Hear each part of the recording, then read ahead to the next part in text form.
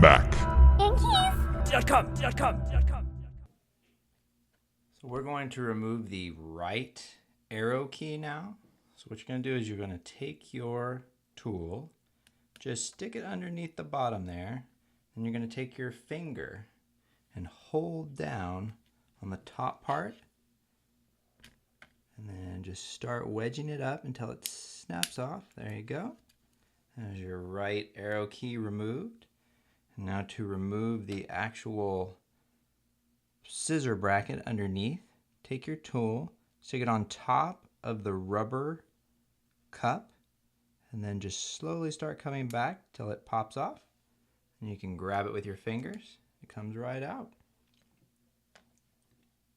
And now take your replacement hinge, and you'll notice on the replacement hinge you have a single continuous piece on the top, and then it gets separated on the bottom, and that's the orientation that it should actually be placed into the keyhole.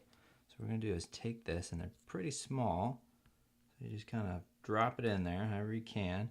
And now we're going to take our fingers and we're going to press down on this key till it snaps it, or the bracket, until it snaps in place. You can use your finger, spudger, whatever you feel like using. I think I'll use my finger actually. And push down. There we go, until it snaps in place. And now get your replacement right arrow key, and then just stick it right on top like that. And then what you're going to do is you're going to just push down until you hear some snaps. And there you go. You've installed your right arrow key. Back. And keys.